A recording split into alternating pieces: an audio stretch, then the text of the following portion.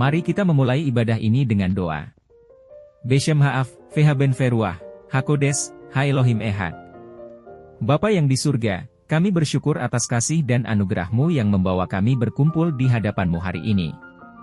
Kami memohon hikmat-Mu untuk berbicara kepada kami melalui firman-Mu. Bukalah mata rohani kami untuk mengenal Engkau lebih dalam melalui Yesus Kristus, Putra-Mu. Biarlah kebenaran-Mu yang dinyatakan hari ini menjadi pelita bagi langkah kami. Dalam nama Tuhan Yesus kami berdoa dan mengucap syukur. Amin.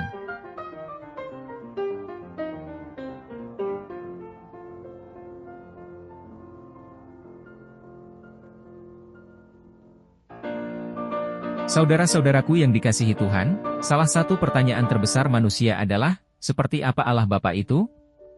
Banyak orang di dunia ini memiliki pandangan yang salah tentang Allah. Sebagian melihatnya sebagai sosok yang jauh, tidak peduli, atau bahkan penuh murka. Namun, kabar baiknya adalah ini, Yesus datang untuk menjawab pertanyaan itu. Dalam Yohanes 14 ayat 9, Yesus berkata kepada murid-muridnya, "Barang siapa telah melihat Aku, ia telah melihat Bapa." Pernyataan ini menunjukkan bahwa Yesus adalah pernyataan sempurna dari siapa Allah Bapa. Melalui kehidupannya, ajarannya, dan pengorbanannya, Yesus menyatakan sifat-sifat Allah Bapa kepada kita. Hari ini, kita akan membahas bagaimana Yesus menyatakan siapa Bapa, sehingga kita semakin mengenal Allah yang penuh kasih.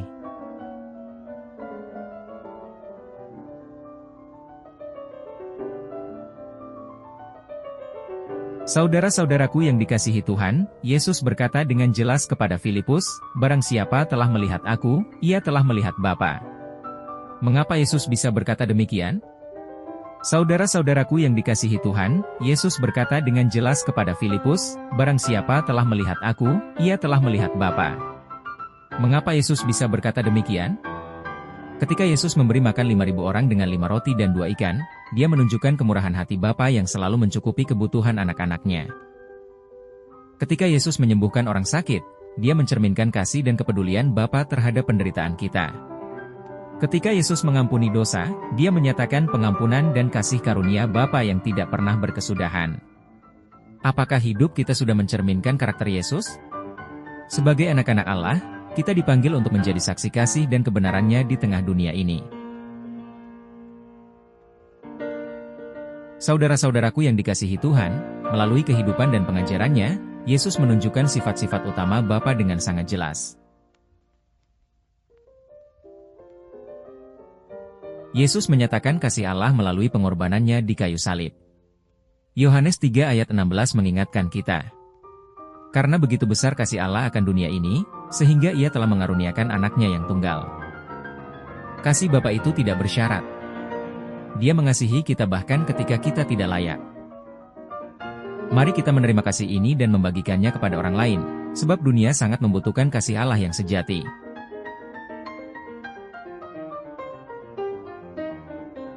Dalam perumpamaan tentang anak yang hilang, Yesus menggambarkan Bapa sebagai sosok yang penuh belas kasihan. Ketika anak itu kembali, sang Bapa berlari menyambutnya dengan pelukan hangat. Belas kasihan ini juga terlihat dalam kehidupan Yesus antara lain. Dia mengampuni wanita yang tertangkap berbuat dosa. Dia menyembuhkan orang kusta yang dikucilkan. Dia makan bersama pemungut cukai dan orang berdosa. Sebagai murid Kristus, kita dipanggil untuk meneladani belas kasihan Allah kepada sesama, terutama mereka yang terpinggirkan. Yesus berkata, "Haruslah kamu sempurna, sama seperti Bapamu yang di sorga adalah sempurna." Kesempurnaan Allah meliputi kekudusan, kasih, dan kebenarannya. Yesus, yang hidup tanpa dosa, adalah teladan nyata kesempurnaan Allah. Marilah kita terus bertumbuh dalam kekudusan dan hidup seturut firman-Nya.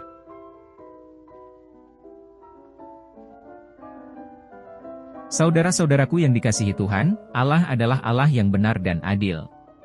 Dalam Ibrani 6 ayat 10, firman Tuhan berkata, "Sebab Allah bukan tidak adil sehingga Ia lupa akan pekerjaanmu dan kasih yang kamu tunjukkan terhadap namanya dengan melayani orang-orang kudus, seperti yang masih kamu lakukan." Ayat ini menegaskan bahwa keadilan Allah adalah sifat dasarnya yang tidak pernah berubah. Dia memperhatikan setiap perbuatan baik yang dilakukan dalam iman dan tidak melupakan umatnya.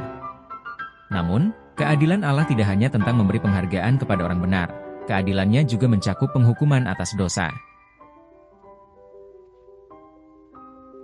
Allah adalah benar dan adil, dan sebagai Allah yang adil, Dia tidak bisa mengabaikan dosa.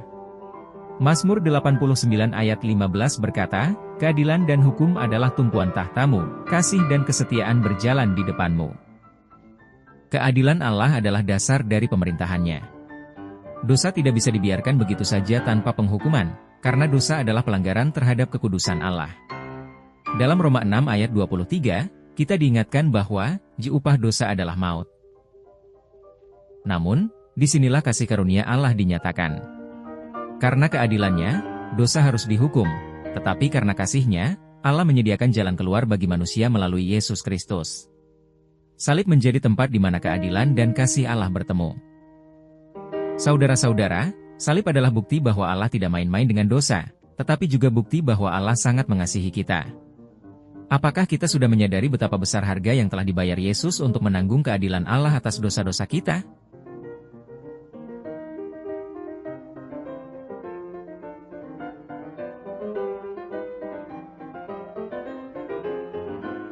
Allah yang adil tidak pernah lupa akan pekerjaan baik umat-Nya.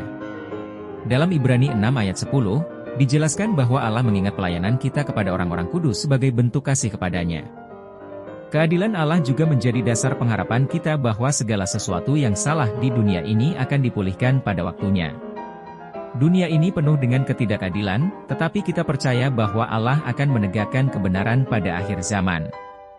Wahyu 20 ayat 12 berbicara tentang penghakiman terakhir, di mana setiap orang akan diadili berdasarkan perbuatannya.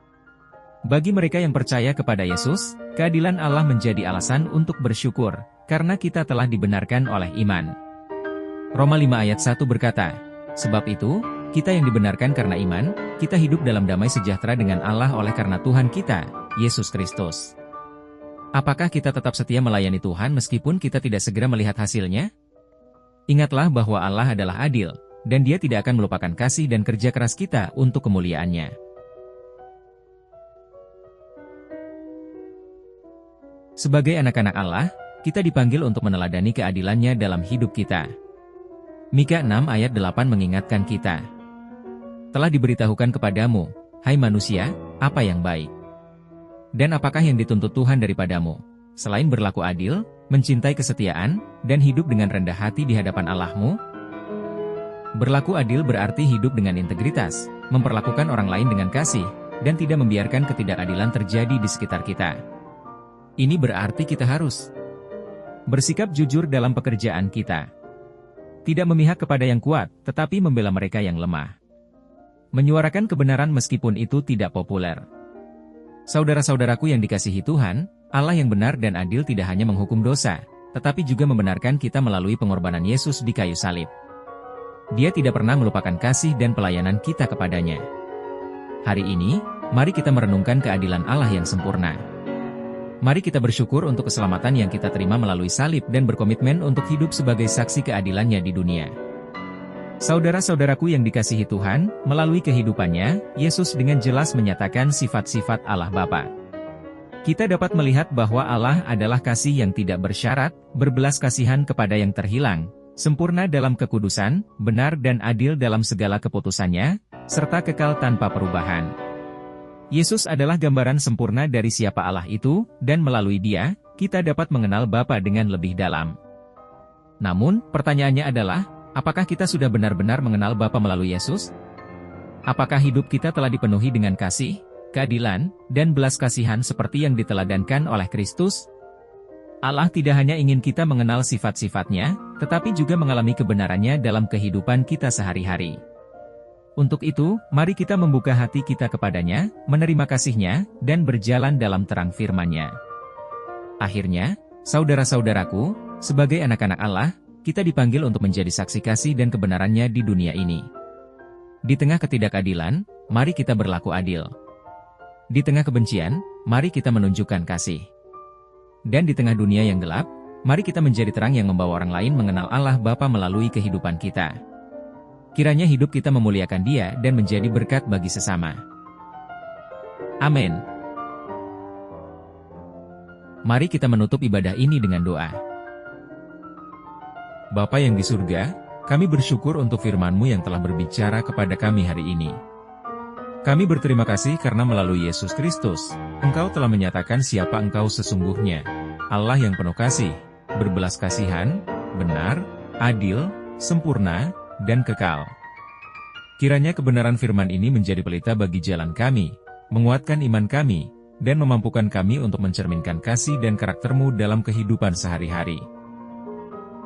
Bapa, dalam doa ini, kami juga ingin menyerahkan segala kebutuhan kami ke dalam tangan-Mu. Kami berdoa untuk jemaat-Mu. Kuatkan mereka yang sedang mengalami penganiayaan, tantangan iman, atau kesulitan hidup. Berikan penghiburan bagi yang terluka dan keberanian bagi mereka yang bersaksi tentang nama-Mu.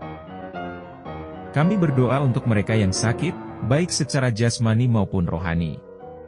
Kiranya Engkau menyentuh mereka dengan kuasa penyembuhan-Mu. Berikan kekuatan, penghiburan, dan harapan kepada mereka yang menderita. Kami berdoa untuk keluarga anak-anak-Mu. Jaga dan peliharalah setiap keluarga agar tetap hidup dalam kasih, kesatuan, dan takut akan Engkau. Kami menyerahkan masa depan kami ke dalam tangan-Mu. Tuntun langkah kami agar hidup kami menyenangkan hati-Mu dan menjadi berkat bagi sesama. Bapa, kami percaya bahwa Engkau adalah Allah yang mendengar setiap doa dan menggenapkan janji-Mu tepat pada waktu-Mu. Oleh karena itu, kami berserah penuh kepada rencana-Mu yang terbaik dalam hidup kami. Semua doa ini kami naikkan hanya dalam nama Tuhan Yesus Kristus, Putra-Mu yang telah mengajar kami berdoa. Amin.